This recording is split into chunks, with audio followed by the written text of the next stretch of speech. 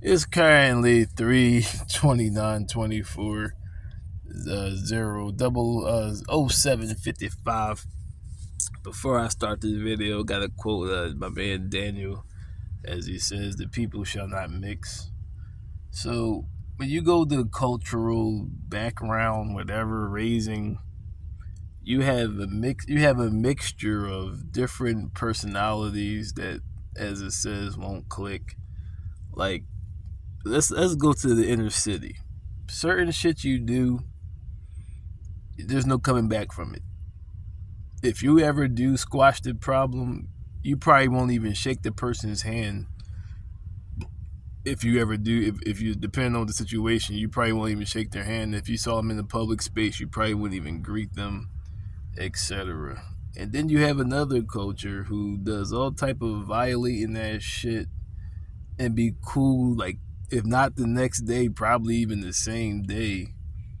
Never square up, never get put in their back pockets, and just keep on going. And that's what Mr. Cat Williams said back in the day, that it's a war against real niggas and bitch niggas is winning. Like even now in the inner city is becoming like that. It's like that's why I was saying No Child Left Behind is creating this dumb mentality where you can do nothing and still graduate and get pushed through society, and which is now creating this cancer culture, low intelligent, spoiled brat society, in which even now inner city kids are now participating in. But like that's what I was saying, like dudes is doing like, well, in general, but at least in my existence, dudes do some crazy ass shit and then expect us to be cool. It's like, no, you cut.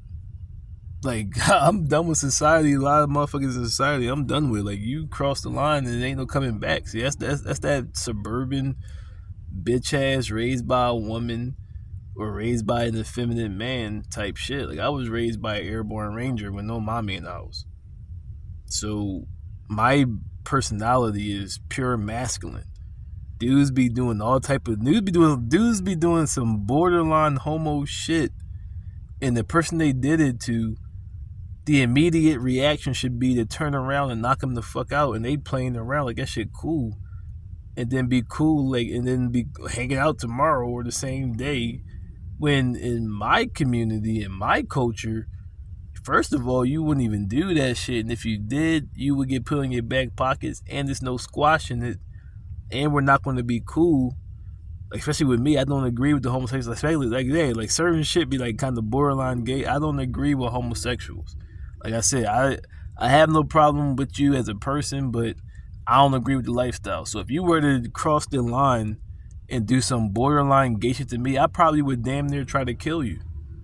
And then we're not going to be cool tomorrow or after that, because you already understand my views, and you're being totally disrespectful to my views because to you it's cool.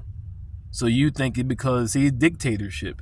You think because you accepted in your community, in your life, that I have to now bow down to you and throw away my moral compass and do what you found to be acceptable. But then if the tables were turned and I did something that you saw as a violation, then you would have this energy. That's the hypocrisy of democracy, creating this dictatorship type of mentality. Like, you don't gotta agree with me. You ain't gotta. That's what I'm saying. Like, the crazy part is, like, I don't even have people be on your dick. You don't even know these motherfuckers. Like, you're going out of your way to do something or to act a certain way when you don't even exist to me. So that shows the hate and the oppressive mentality that you have and shit. Exactly, that somebody you don't even know and you gotta go out your way to say ha ha or to annoy the fuck out of them when they don't even know you exist. Besides that, you would never cross paths with these dudes.